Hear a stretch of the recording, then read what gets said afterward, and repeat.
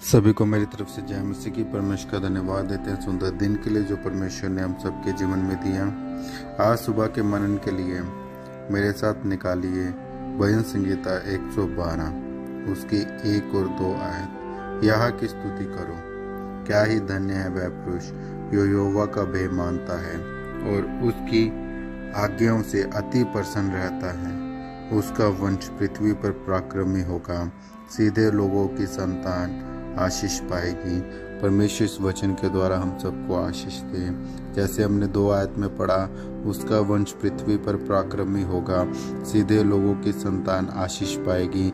सचमुच अगर हम चाहते हैं कि हमारी संतान आशीष पाए, हमारा वंश पृथ्वी पर पराक्रमी हो, उससे पहले हमें एक काम करने की ज़रूरत है। हमें यहोवा का भय मानने की ज़रूरत है, क्योंकि क्या ही धन्य है वह पुरुष जो यहोवा का भय मानता है।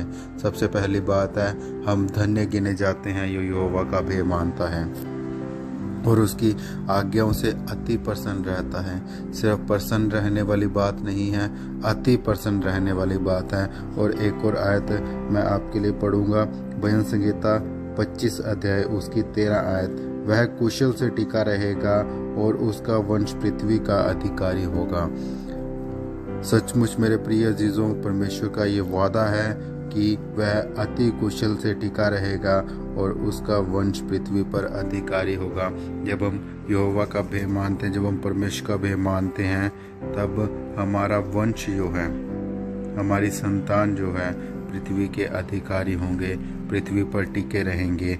और जब हम यहोवा का भय मानने की बात देखते हैं, तो जब हम नीति वचन एक ही साथ में पढ़ते हैं, वहाँ पे लिखा है यहोवा का भय मानना बुद्धि का मूल है। अगर किसी को अब बुद्धि चाहिए, अगर किसी को समझ चाहिए, क्योंकि नीचे लिखा हुआ बुद्धि और शिक्षा को मूढ़ ही लोग तुच्छ जानते हैं।